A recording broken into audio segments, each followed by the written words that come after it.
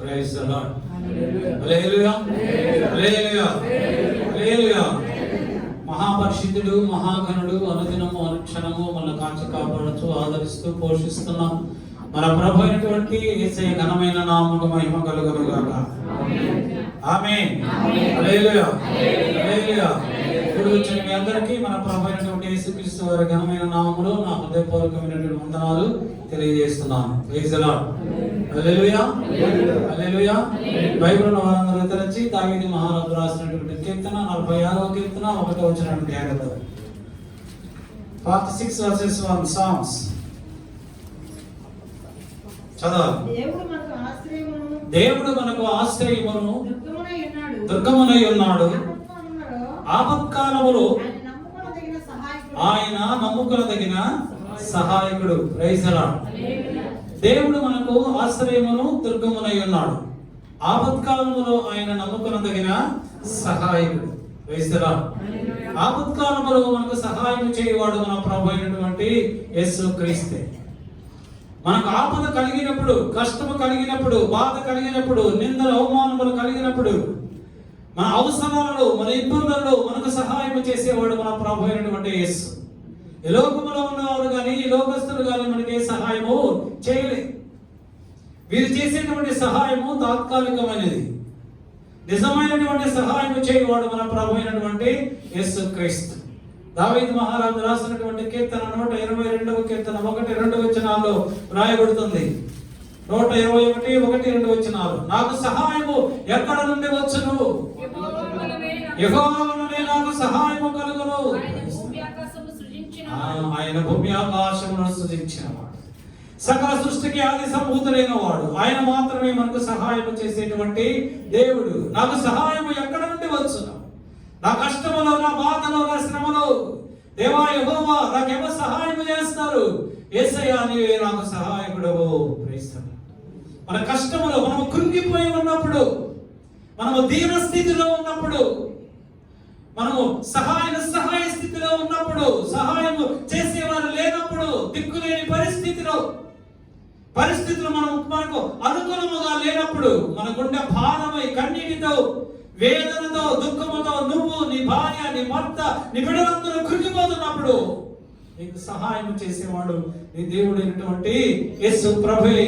ఈ లోకము గాని, ఈ లోకస్తులు గాని నీకు సహాయం చేయలేరు, నిన్ను ఓదార్చలేరు, నీకు ఊరట కలిగించలే. నిన్ను ఓదార్చేవాడు నీ దేవుడైన యేసు ప్రభువే. యేసు ప్రభువే. ఒక రోజు రాత్రి అది మహాభయంకరమైనటువంటి రాత్రి. విశాఖపట్నం మొత్తం చీకటిగా ఉంది. కరెంటు స్తంభాలన్నీ కూడా ఇరిగిపోయాయి. పెద్ద పెద్ద వృక్షములన్నీ కూడా రోడ్ల మీద పడిపోయాయి. ఎక్కడా వెలుతురు లేదు. విశాఖపట్నం సిటీలో ఎక్కడా వెలుతురు లేదు. డాల్ఫిన్ హౌస్ కొండ మీద లైట్ హౌస్ ఉంటుంది. ఆ లైట్ హౌస్ కూడా వెలగడం లేదు. 1980వ సంవత్సరం 43 సంవత్సరముల క్రితం జరిగినటువంటి ఒక విషాదకరమైనటువంటిది. లైట్ హౌస్ వెలగడం లేదు. విశాఖపట్నంలో ఎక్కడా వెలుతురు లేదు. ఆ డాల్ఫిన్ కొండ కింద ఒక చిన్న పల్లె ఉన్నది.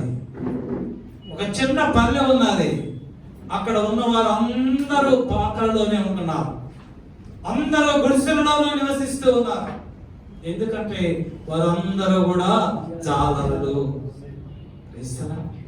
వాళ్ళందరూ జాలరులు, పేదవాళ్ళు. ఆ కొండ దగ్గర, కొండ ప్రాంతంలో, కొండ కింద వాళ్ళందరూ బిక్కుమంటూ బతుకుతున్నారు. భయంకరమైనటువంటి తుఫాను, సముద్రపు అలలు 20 మీటర్ల ఎత్తులు లెగుస్తూ ఉన్నాయి. అలలు తాకినప్పుడు అగ్ని మండుతూ ఉన్నది. అటువంటి భయంకరమైనటువంటి పరిస్థితులలో అందరి ఇళ్లలో చీకటి. కానీ ఒక ఇంటిలో ఒక దీపం, కిరోసిన్ దీపము ఒకటి వెలుగుతూ ఉన్నది. ఒక ఇంటిలో ఒక లాంతర్, కిరోసిన్ లాంతర్లో వెలుగుతూ ఉన్నది. ఆ ఇంటిలో వారు ఒక స్త్రీ ఆమెకి 2 బిడ్డలు. పెద్ద పాపకు 10 సంవత్సరాలు ఉంటాయి, బాబుకు 6 సంవత్సరాలు ఉంటాయి. ఆ ముగ్గురు కూడా మహా భయంతో, కంగారుతో, వణుకుతో ప్రభు సన్నిధిలో ప్రార్థన చేస్తున్నారు.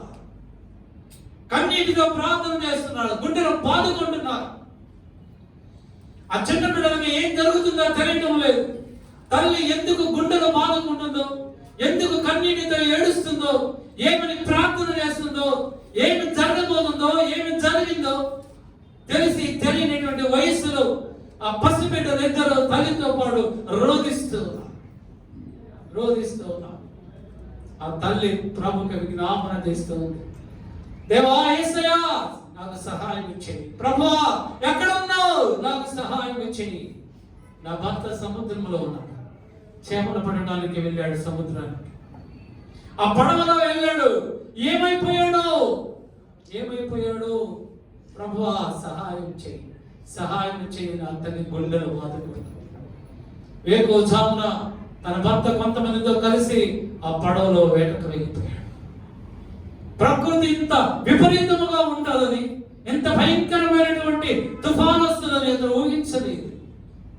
మామూలుగానే వెళ్ళిపోయాడు. ఆ యొక్క సముద్రంలో వచ్చి వేటకు వెళ్ళాడు. వెళ్ళిన వాడు ఏమయ్యాడో తెలియదు. రాత్రి అయింది, రాలేదు. నడిరాత్రి అయింది, రాలేదు. ఆ తల్లి వేదన వర్ణనాతీతం. ప్రభు సన్నిధిలో కన్నీరు కారుస్తుంది. ఏమి చేయాలో తెలియనటువంటి పరిస్థితి, నిస్సహాయ స్థితి. అప్పుడు ఒక ఆలోచన వచ్చింది. ఆలోచన ఏంటంటే, ఆ ఎత్తైనటువంటి కొండ మీద, ఆ డాల్ఫిన్ నోస్ కొండ మీద లైటింగ్ ఉంటే వెలుతురుంటే, నా భర్త తనతో ఉన్నవారు ఎక్కడ తీరం ఉన్నదో, ఎక్కడికి వెళ్తే వారు ఒడ్డుకు వస్తారో, ఈ తుఫానులో బయటపడతారో, ఆ వెలుగును చూసి బయటకు వస్తారనేటువంటి ఆశతో ఆమె ఎదురు చూస్తూ ఉంది. ఎక్కడ వెలుతురు లేదు. డాల్ఫిన్ హౌస్ మీద లైట్ హౌస్ లో లైట్ వెలగటం లేదు. అప్పుడు ఆ తల్లి ఆ పాపతో చెప్తుంది, ఆ బాబుతో చెప్తుంది, అమ్మా ఈ లాంతరు తీసుకొని మీరు ఆ కొండెక్కి, ఆ కొండ మీద ఎత్తైనటువంటి ఆ స్థలంలో, ఆ లైట్ హౌస్ ఉన్నటువంటి ఆ ప్రదేశంలో ఈ లాంతరు తల మీద పెట్టుకొని అలాగా ఉండమ్మా, నువ్వు ఎదురు చూస్తూ ఉండు. ఒకవేళ నాన్న ఆ వెలుతురు చూసి ఇది తీరం కదా అని ఇక్కడికి ఈ తీరం వైపు వస్తాడేమో అని ఎంతో ఆశతో చెప్పింది. అప్పుడు ఆ పాప 10 సంవత్సరాల వయసున్న పాప 6 సంవత్సరముల వయసున్న తన తమ్ముడు తీసుకొని ఇద్దరు కలిసి ఆ కొండ ఎక్కుతూ ఉన్నారు.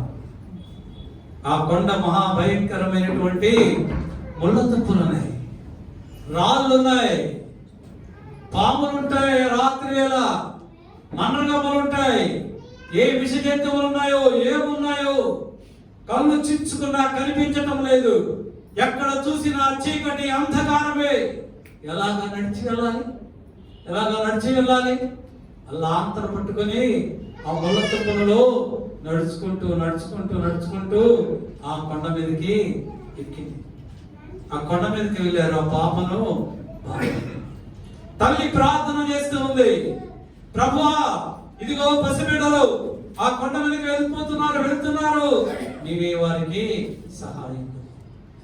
వారికి సహాయకుడు, ఏ ప్రమాదము జరగకుండా ఆ కొండ మీదకి వెళ్ళి ఆ లైట్ చూపించడానికి వారికి శక్తినివ్వు ప్రభువా, బలమునివ్వు ప్రభువా, అది నా భర్త చూడడానికి కృప దయచేయి, నీ చూపు దయచేయి ప్రభువా అని తల్లి కన్నీటితో, వేదనతో, రోదనతో ప్రార్థన చేస్తుంది. వర్షం పడుతూ ఉన్నది. తుఫాను గాలులు, భయంకరమైనటువంటి గాలుల్లో బిడ్డలిద్దరూ కూడా ఆ కొండపైకి వెళ్ళారు. పాప తన తల మీద లాంతరం పెట్టుకొని వర్షంలో తడుస్తూ అలానే ఉన్నది. గంటలు గడిచిపోతున్నాయి. అప్పుడు ఆ పాపకు ఒక ఆలోచన వచ్చింది, ఒకవేళ నేను నిలబడి ఉండగా నా తల మీద ఉన్నటువంటి లాంతరు మా నాన్నకు కనిపించదేమో, నేను ఎత్తు తక్కువగా ఉన్నానేమో అని అనుకొని ఆ తమ్ముడితో ఉంటుంది, తమ్ముడు నువ్వు నా భుజముల మీద కూర్చొని లాంతరు నీ తల మీద పెట్టుకో, అప్పుడు నాన్న చూస్తాడేమో. 10 సంవత్సరముల పాప తమ్ముడిని భుజముల మీద కూర్చోబెట్టుకుంటే వాడు భుజముల మీద కూర్చొని తల మీద లాంతరు పెట్టుకొని అలాగా వర్షంలో తడుస్తూ అప్పుడు ఆ సముద్రములో ఎటు పోవాలో, ఏ దిక్కుకు వెళ్తే తీరం వస్తుందో, ఎటు కొట్టుకుని వెళ్ళిపోతున్నామో తెలియనటువంటి ఆ పరిస్థితిలో వారి యొక్క నాన్న కొంతమంది ఎవరు మాకు సహాయం చేస్తారా, ఎటు పక్క నుంచి సహాయం వస్తుందా, ఎక్కడ వెలుగు ఉన్నది, ఎటువైపు వెళ్ళాలని దిక్కుతో వచ్చినటువంటి పరిస్థితులు వారు అటు ఇటు కొట్టుకొని పోతూ ఈ లాంతర వైపు చూశారు. వాళ్ళకి ఎక్కడో మెలుకు అంటూ ఈ లాంతరు కనిపిస్తున్నది. ఇక్కడ ఈ పాప, ఆ బాబు పరిస్థితి, ఆ పాప తమ్ముడి బరువు మొయ్యలేక వర్షములో తడుస్తూ భయంకరమైనటువంటి గాలులకు ఆ వేదనతో బాధతో వణుకుతూ చలికి వణుకుతూ అలానే తమ్ముడు పడిపోతాడేమో. తమ్ముడు నువ్వు పడిపోవద్దు, లాంతర్ కింద పడలేవద్దు.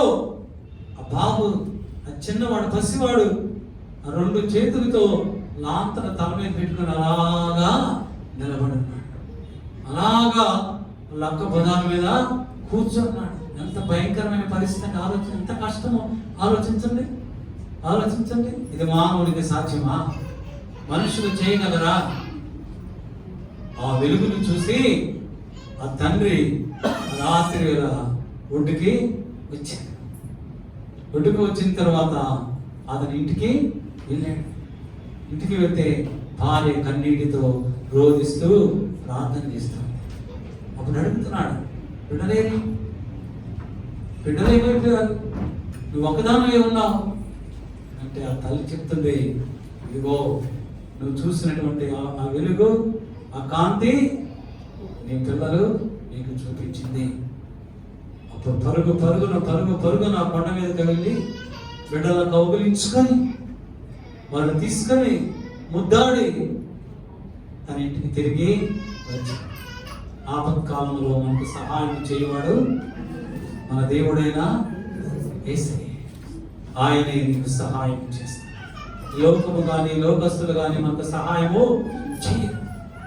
ఆ సహోదరి ఆమె కన్నీరే ఏ దేవునికైతే మొక్కుకున్నదో, ఏ దేవునికైతే ప్రార్థన చేసిందో, ఎవరి సహాయం కోరుకున్నాదో, ఎవరి సహాయం కనుక కన్నీరు కార్చిందో దేవుడు ఆమె కన్నీటిని తుడిచి రక్షింపనేరుకు యెహోవా హస్తము నీకు సహాయం చేయడానికి ఆయన హస్తము గుర్చుకోలేదు. నీ కష్టము ఎంత పెద్దదైనా, అది మనుషులకు అసాధ్యమైనదైనా మన దేవునికి సమస్తములు సాధ్యము. ఇస్తారా? సమస్తములు సాధ్యం. 1980 సంవత్సరంలో నేను విశాఖపట్నం వచ్చాను, ఒంటరిగా వచ్చాను. గుంటూరు నుంచి డిగ్రీ అయిపోయిన తర్వాత 300 రూపాయల ఉద్యోగానికి విశాఖపట్నం వచ్చాను.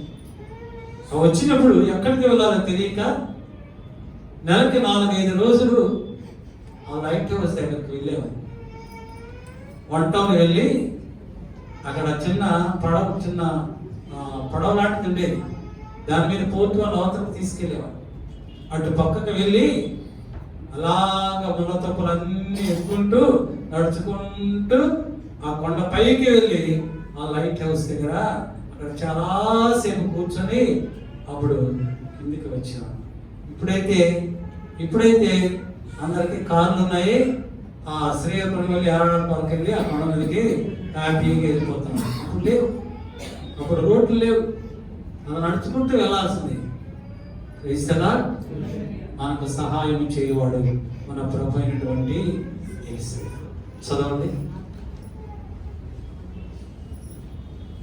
దావీదు మహారాజు రాసినటువంటి కీర్తన 63వ కీర్తన 7వ వచనం. 63:7. నీవు నాకు సహాయకుడై ఉంటివి. నీవు నాకు సహాయుడవై ఉంటివి. నీ రెక్కల చాటున శరణొచ్చి ఉత్సాహధ్వని చేసేదను. దావీదు మహారాజు అంటున్నాడు, దేవా యెహోవా నీవు నాకు సహాయుడవై ఉంటివి. నీ రెక్కల చాటున శరణొచ్చి నేను ఉత్సాహముతో, సంతోషముతో, ఆనందముతో నేను, ఎందుకంటే నువ్వు నాకు సహాయం చేసేటువంటి దేవుడు ఉన్నావు. నేను ఎక్కడుంటానంటే నీ రెక్కల చాటున నేనుంటాను.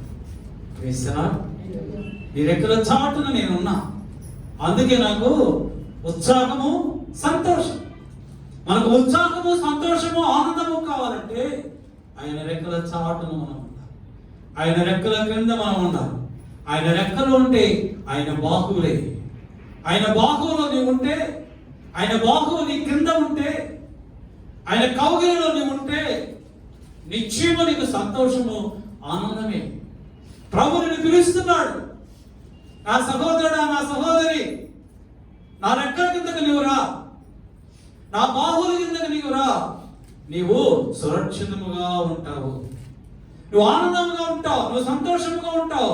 నువ్వు నా దగ్గరికి రా, నువ్వు నా దగ్గరకు వస్తే నా రెక్కల కింద నిన్ను కాపాడుకుంటాను, నా బాహువులో నిన్ను కాపాడుకుంటాను, నా అరచేతిలో నిన్ను చెక్కుకుంటాను. నీకు క్షేమమును, సంతోషమును, ఆనందము నేను ఇస్తాను. యేసు ప్రభు ఈ లోకంలో ఉన్నప్పుడు ఆయన గాడిద మీద ఎక్కి ఆ ఒలీవ కొండ మీద దగ్గర నుంచి ఆయన యెరూషలేముకు ప్రయాణం చేస్తూ యెరూషలేము వైపు చూస్తూ అంటున్నాడు. మత్తయి సువార్త 23:37-39 రాయబడుతుంది. యెరూషలేమా, యెరూషలేమా, ప్రవక్తలను చంపుచు నీ యొద్దకు పంపబడిన వారిని రాళ్లతో కొట్టుచును ఉంటుదానా?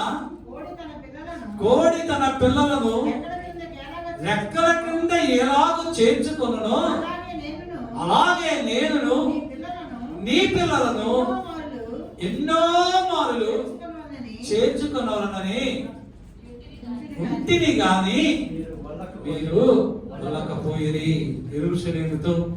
యెరూషలేములో ఉన్న దేవుని ప్రజలతో ప్రభువు మాట్లాడుతున్నాడు. యెరూషలేములో ఉన్న యూదా ప్రజలారా, దేవుని ప్రజలారా, ఇశ్రాయేలీయులారా, నేను మీ మధ్య ఎన్నో అద్భుతములు చేశాను, ఎన్నో ఆశ్చర్య కార్యములు చేశాను. మిమ్మలను కోడి తన పిల్లలను ఏ విధముగా తన రెక్కల క్రింద చేర్చుకొని కాపాడుతుందో, తన పిల్లలకు ఏ ప్రమాదమును సంభవించకుండా, పైన గద్ద వలన గాని, కింద పాముల వలన గాని, మరి ఏ జంతువుల వలన గాని ఏ ప్రమాదములు తన బిడ్డల దాన్ని చేరకుండా నిశ్చయము కోడి తన పిల్లలను తన రెక్కల కింద ఏ విధముగా దాచుకొని కాపాడుతుందో, అదే విధముగా నేను మిమ్మల్ని అందరినీ నా కౌగిలిలో దాచుకోవాలని, నా రెక్కల కింద దాచుకోవాలని ఎన్నో సార్లు నా రెక్కల కింద రమణమని, నా బాహువుల కింద రమణమని ఎన్నో సార్లు చెప్పాను. కానీ మీరు వినలేదు. కింద వాక్యం చదవండి, ఏమన్నాడు? ఇదిగో నీ ఇల్లు మీకు విడవబడి ఉన్నది. ఇది మొదలుకొని ప్రభువు పేరట వచ్చువాడు స్తుతింపబడును గాక అని మీరు చెప్పు వరకు నన్ను చూడరని మీతో నిశ్చయముగా చెప్తున్నాను. మీ ఇల్లు మీకు విడవబడింది. మీ కష్టాలు మీతోనే ఉంటాయి, మీ బాధలు మీతోనే ఉంటాయి, మీ రోగాలు మీతోనే ఉంటాయి, మీ శ్రమలు మీతోనే ఉంటాయి. ఎప్పుడైతే నా నామమును స్తుతిస్తూ నన్ను కనపరుస్తూ నా యొద్దకు వస్తారు, అప్పుడు మీరు నన్ను చూస్తారు. హల్లెలూయా. ఆయన రెక్కలు మనకి రక్షణ దయచేస్తాయి. ఆయన రెక్కలు, ఆయన బాహువులు మనకు భద్రత దయచేస్తాయి. ఆయన బాహువులు మనకు భరోసా ఇస్తాయి. ఆయన దగ్గరకు నీవు వస్తే, ఆయన రెక్కల కిందకు వస్తే ఆయన నీకు ఆరోగ్యమును ఇస్తాడు.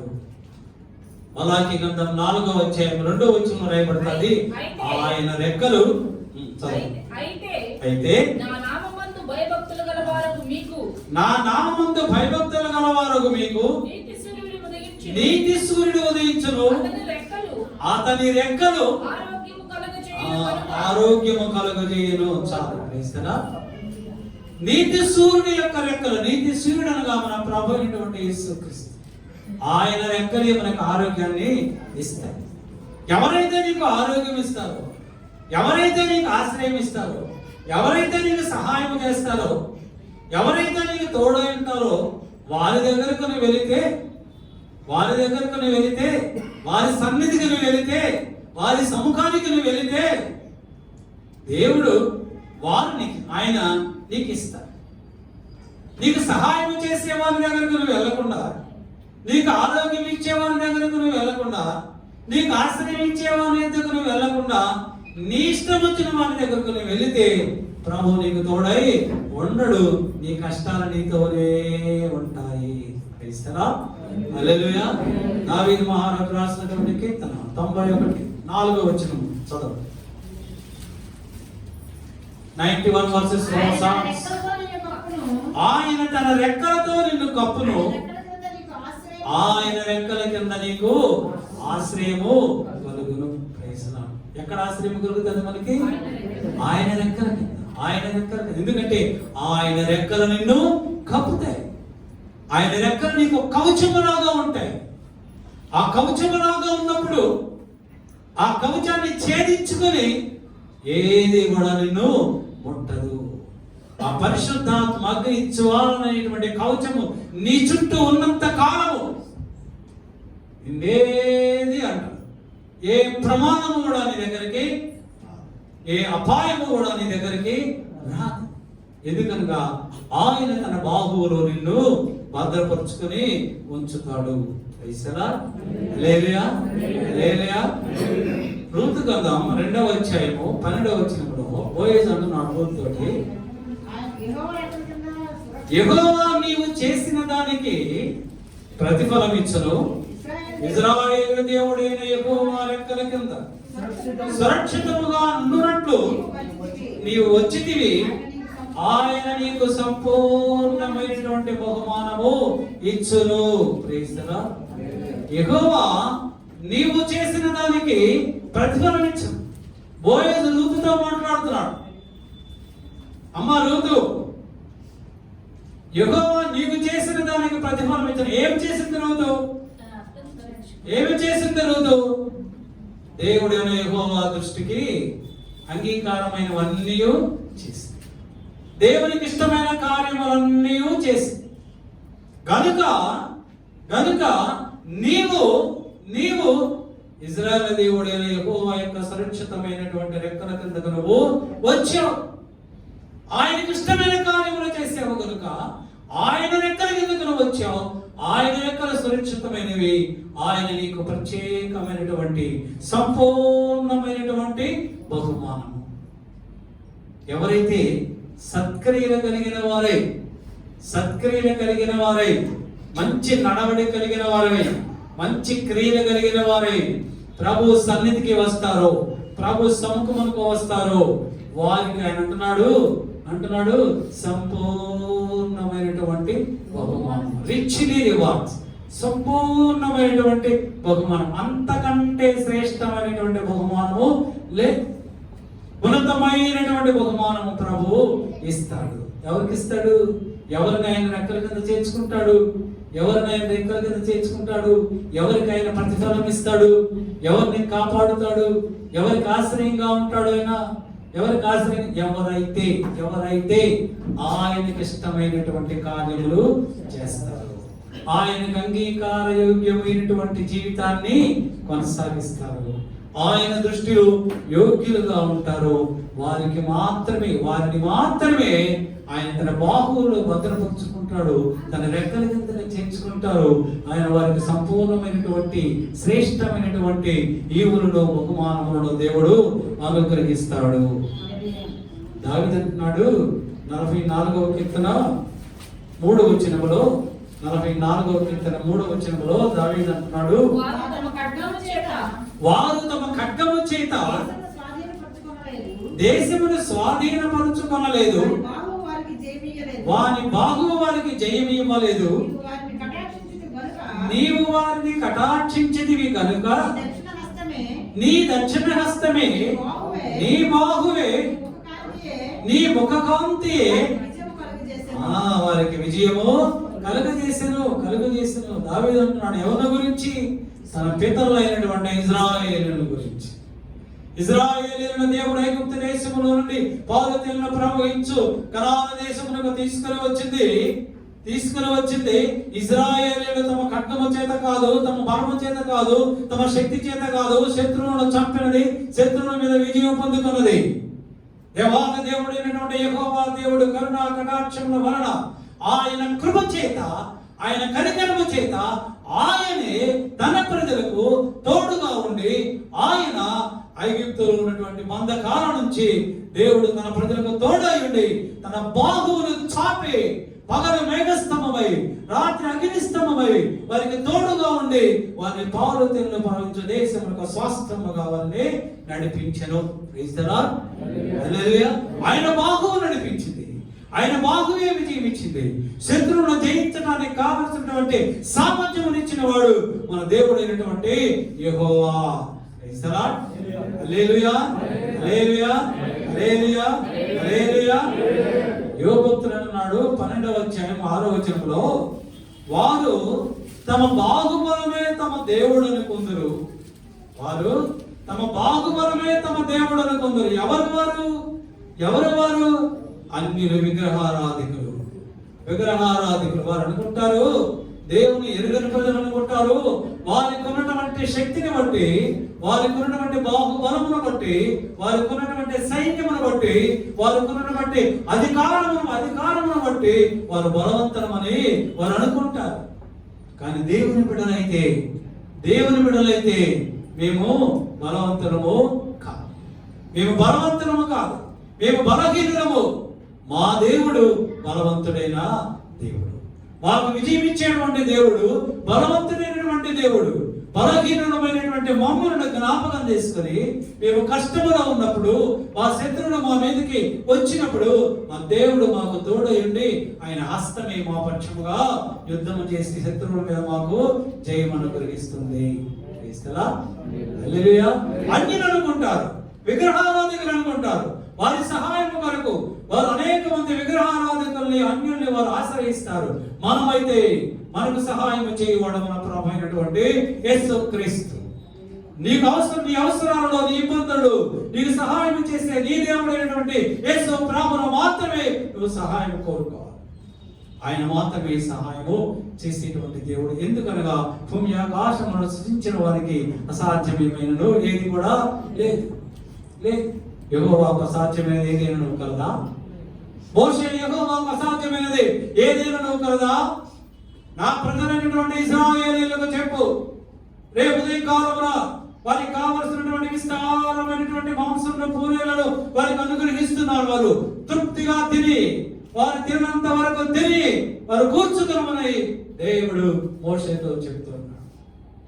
యెహోవా హస్తము కొరుచు కాదు, యెహోవా బాహువుకు అసాధ్యమైనది లేనే లేదు.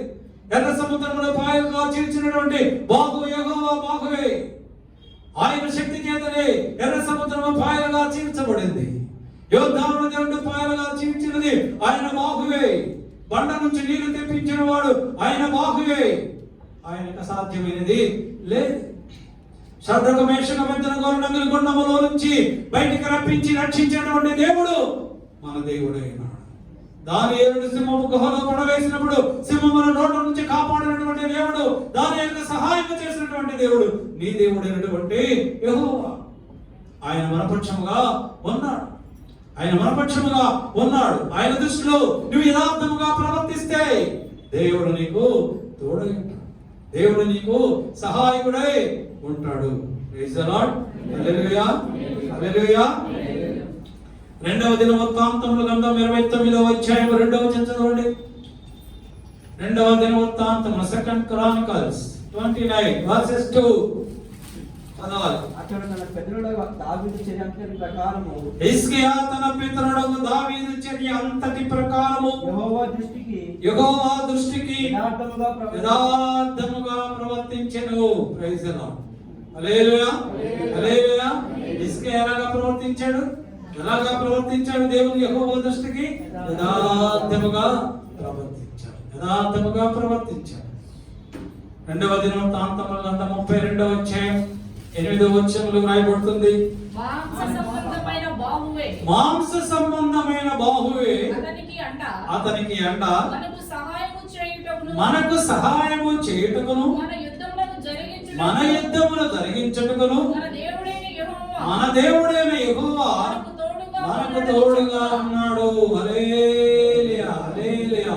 అష్షూరు రాజైనటువంటి సన్హెరీబు విస్తారమైనటువంటి సైన్యముతో దేవుని ప్రజల మీదకి యుద్ధానికి వచ్చినప్పుడు హిజ్కియా ప్రార్థన చేస్తూ ఉన్నాడు. దేవుని ప్రజలందరికీ ప్రకటిస్తూ ఉన్నాడు, యూదా వారలారా, మీరు భయపడకండి. అష్షూరు రాజు తన యొక్క బలాన్ని నమ్ముకున్నాడు. వారి విగ్రహారాధికులు, వారు తమ బాహుబలమే తమకు అండాన్ని వారు నమ్ముకున్నారు. కానీ మనకైతే మన ప్రభు అయినటువంటి యెహోవా మనకి తోడుగా ఉన్నాడు. మీరు భయపడద్దు. మాంస సంబంధమైనటువంటి శక్తి బలము కలిగి ఉన్నాడు అష్షూరు రాజు. మనకైతే మన దేవుడైనటువంటి యెహోవా మనకు సహాయం చేసేవాడు, మన పక్షముగా యుద్ధములు చేసేవాడు మన దేవుడైనటువంటి యెహోవా కనుక మీరు భయపడద్దు.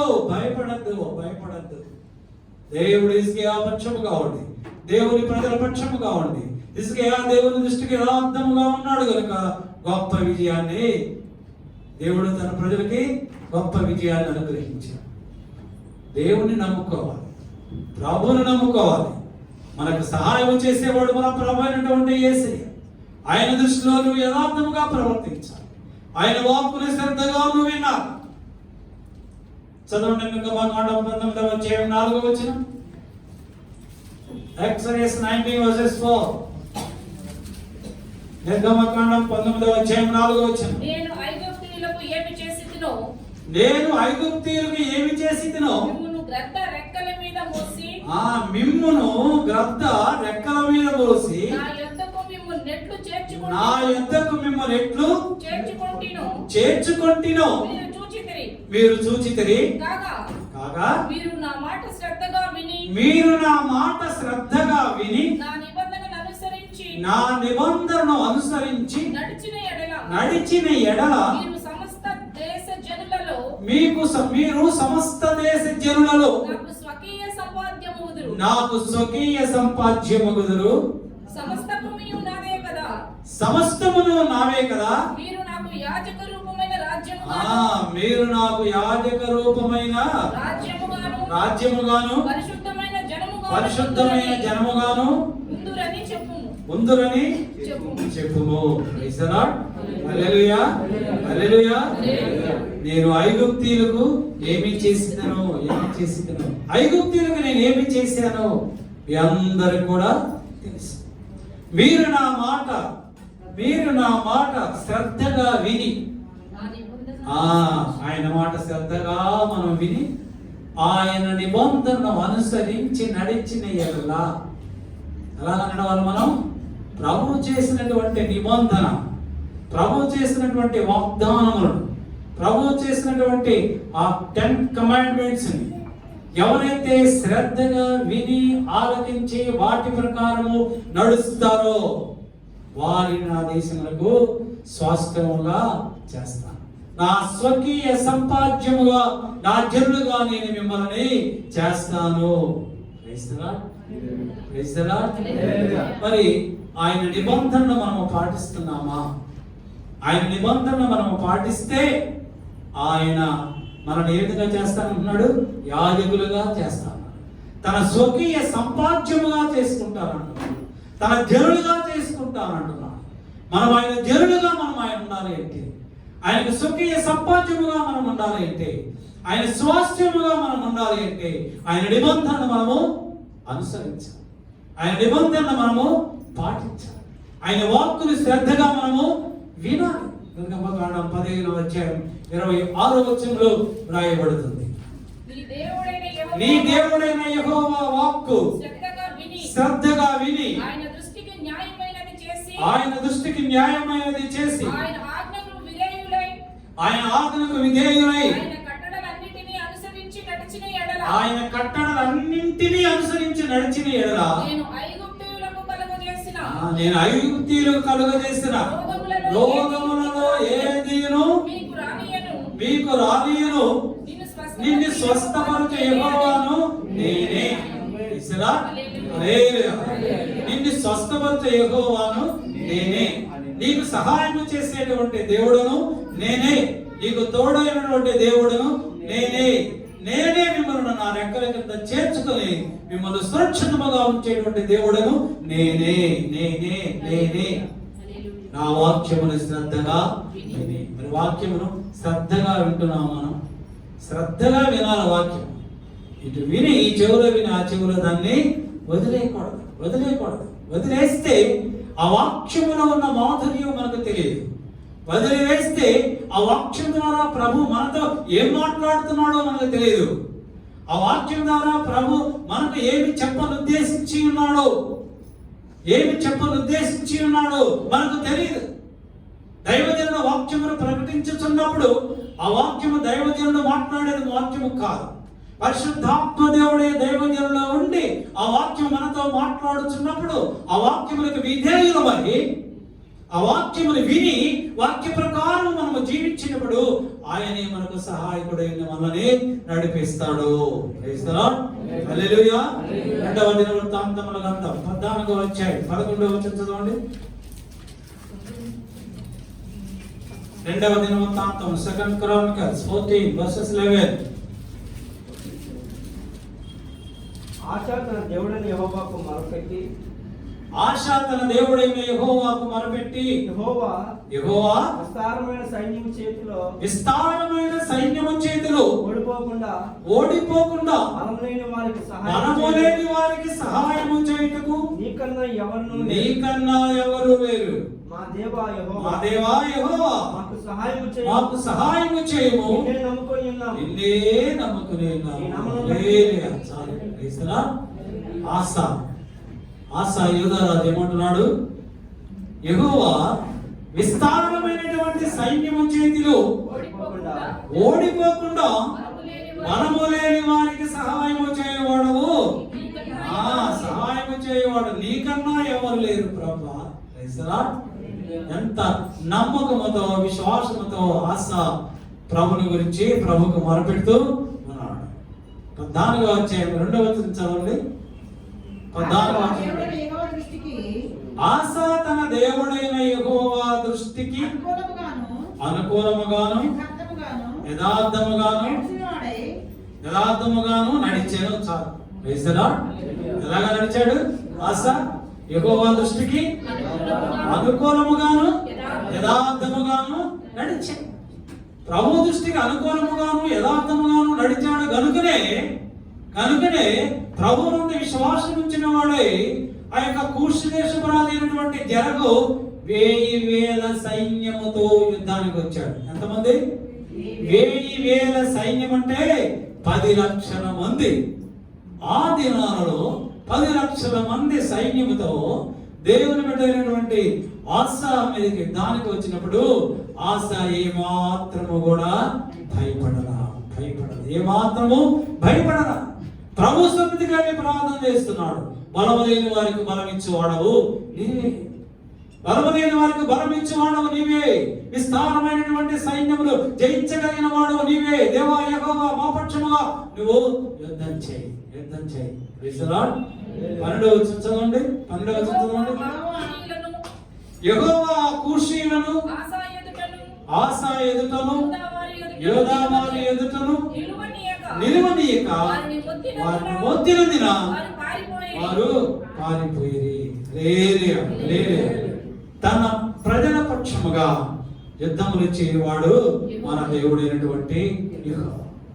ఆయన యందు విశ్వాసం ఉంచిన వారికి, ఆయన ఇష్టలుగా ఎవరైతే ఉంటారో, ఆయన నిబంధనలు ఎవరైతే పాటిస్తారో, ఎవరైతే ఆయన వాక్కుని శ్రద్ధగా ఉంటారో వారి కష్టాలలో, వారి ఇబ్బందులలో, వారి ఇరుకులలో, వారి వ్యాధులలో, వారి శ్రమలలో, వారి అవమానాలలో ఆయన వారికి తోడైంది వాటన్నిటిలో నుంచి సంపూర్ణమైనటువంటి విడుదల దయచేసి శ్రేష్టమైనటువంటి బహుమానమును ఆయన మనకి అనుగ్రహిస్తాడు. Praise the lord.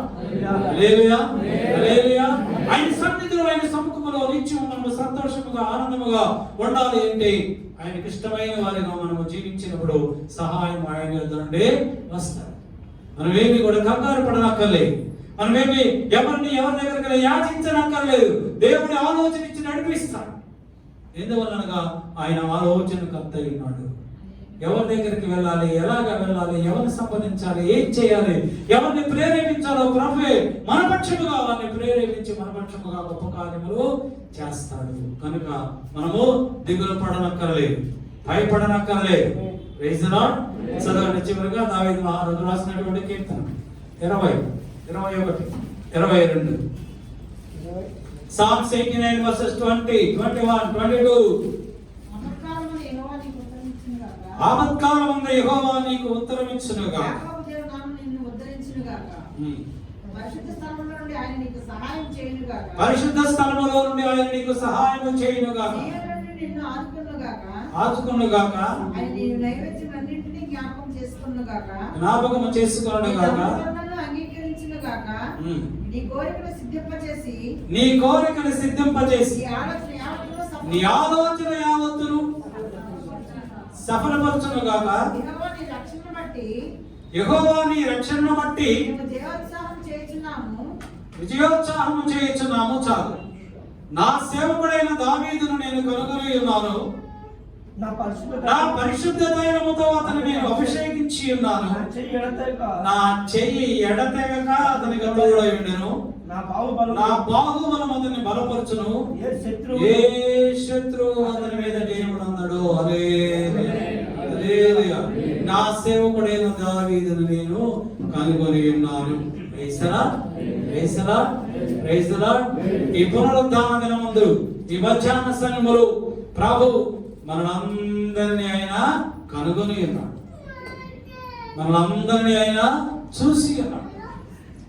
తన సన్నిధిలో తన నామమును స్తుతిస్తూ తన వాక్యము వినుచున్న మనందరినీ ప్రభు కనుగొని ఉన్నాడు. ఆయన పరిశుద్ధ తైలముతో మనందరినీ అభిషేకించి ఉన్నాడు. Praise the lord. హల్లెలూయా. ఆయనకు ఆత్మ మన మధ్యలో సంచారం చేస్తున్నది. పరిశుద్ధాత్మ దేవుడు మన మధ్యలో ఉన్నాడు అన్న వాళ్ళు ప్రైజ్ ది లార్డ్ చెప్పండి. హల్లెలూయా, హల్లెలూయా. ఆయన బలమైనటువంటి చెయ్యి ఎడతెగక మనందరికీ తోడై ఉన్నది. ఆయన బాహుబలము చేత మనందరము కూడా బలపరచబడుచున్నాము. ఆయన చేయి మనందరికీ తోడై. ఆయన బలమైనటువంటి బాహువులో మనందరినీ చెక్కున్నాడు. ఆయన అరచేతిలో మనం చెక్కున్నాడు. ఆయన అరచేతిలో ఏమున్నాయి? ఆయన అరచేతిలో ఏమున్నాయి? నిత్య దీవెనలు ఉన్నాయి, ఆశీర్వాదములు ఉన్నాయి. ఆయన బాహువులో నువ్వు ఉన్నప్పుడు, ఆయన బాహువులో నువ్వు భద్రపరచబడినప్పుడు, ఆయన అరచేతిలో నువ్వు చెక్కబడినప్పుడు, ఆయన సన్నిధిలో నువ్వు ఉన్నప్పుడు దేనికి నువ్వు భయపడనక్కర్లేదు. ఏ అపవాది, ఏ దుష్టుడు నిన్నేమీ చేయలేదు. భయపడకండి. అపవాదికి శక్తి లేదు. కలువరి శిలువలో మన ప్రభువైనటువంటి యేసుక్రీస్తు అపవాది యొక్క తలను చితుకపడిచి ఆ భయంకరమైనటువంటి సర్పములో ఇప్పుడు విషము లేదు, దానికి కోరలు లేవు. అది మనం ఏమీ చేయలేదు. తోక చేత మాత్రమే బెదిరిస్తుంది. మనము బెదరనక్కరలేదు. ఎందుకనగా మన ప్రభు అయినటువంటి యేసుక్రీస్తు వారు మనకు తోడై ఉన్నాడు. మన చుట్టూ ఆయన యొక్క దూతల కాపుదల నిత్యము ఉంచుతున్నాడు. దేనికి మీరు భయపడదు. మనకు సహాయం చేయవాడు మన ప్రభు అయినటువంటి యేసయ్య మనకు తోడై ఉన్నాడు. ఆయన మనందరినీ ఆశీర్వదించను కాక, మనందరికీ తోడై ఉన్నాడు కాక. ఈ వాక్యం ద్వారా ప్రభు మనందరిని ఆశీర్వదించను కాక. ఆమేన్, ఆమేన్. తరవంచని ప్రార్థన చేస్తాం.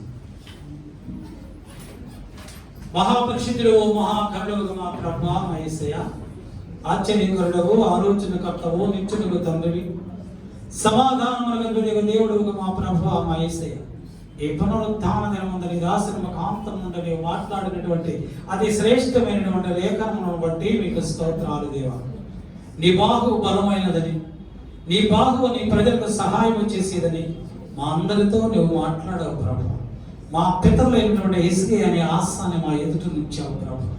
మా పితరులను ఏ విధముగా ఐగుప్తు దేశములో నుండి ప్రభు నీ బాహువులు భద్రపరిచి, పగలు మేఘ స్తంభమై రాత్రి అగ్ని స్తంభమై ఎర్ర సముద్రమును పాయలుగా చేర్చి నీ ప్రజలను ప్రభ పాలు తేనెలు ప్రవహించు కనాను దేశములకు ఏ విధముగా తోడుకొని వెళ్ళావు, ఆ విధానం అంతటి నువ్వు మాతో మాట్లాడి మనం బలపరిచావు నాయన. నీ రెక్కల కింద నీ ప్రజలను ఏ విధముగా దాచుకున్నావు, అదే విధముగా మిమ్మల్ని అందరినీ నా రెక్కల కింద దాచుకుంటానన్నావు ప్రభు. మీరు నా సన్నిధికి రండి, నా సముఖమునకు రండి, నా సన్నిధిలో నా సముఖములో నా రెక్కల కింద సంతోషం ఉన్నది, ఆనందం ఉన్నది, భరోసా ఉన్నది, భద్రత ఉన్నది, ఆశీర్వాదం ఉన్నాయని మాతో మాట్లాడే ఉన్నాయని విన్న వాక్యమును మా హృదయములలో భద్రపరుచుకొని ఆ వాక్య ప్రకారం జీవించేటువంటి శ్రేష్టమైనటువంటి కృప నాకును మాకును మా సంఘ బిడ్డలందరికీ మీరు అనుగ్రహించి మీరే సకల ఘనత మహిమ ప్రభావమును పొందుకునమని యేసు క్రీస్తు అతి శ్రేష్టమైన నామమును బట్టి అడుగుతూ వేడుకొనుచు పొందుకొని ఉన్నాము మా పరలోకపు పరమ తండ్రి. ఆమేన్ ఆమేన్. మన పరమ తండ్రి అయినటువంటి దేవుని ప్రేమయు మన ప్రభువును రక్షకుడైన యేసు క్రీస్తు వారి యొక్క గొప్ప రక్షణ, పరిశుద్ధాత్మ దేవుని కన్యోని సహవాసము సన్నిధి కూడుకున్న సంఘ బిడ్డలందరికీ, ఇంకా రాలేకపోయిన వారందరికీ, వాక్యమును ప్రకటించిన దైవజనులు వారి కుటుంబమునకును, ఈ బయట ద్వారా ఉన్న వారందరికీ, యూట్యూబ్ ద్వారా వాక్యం నిర్మించిన వారందరికీ ఇప్పుడును ప్రభు రాకడ పర్యంతము సదాకాలము తోడైండును గాక. Amen amen. Hallelujah hallelujah hallelujah hallelujah. Praise the lord praise the lord praise the lord. ప్రభువుని సెలవు తీసుకున్నాం. ప్రార్థన అవస్థ కావాల్సిన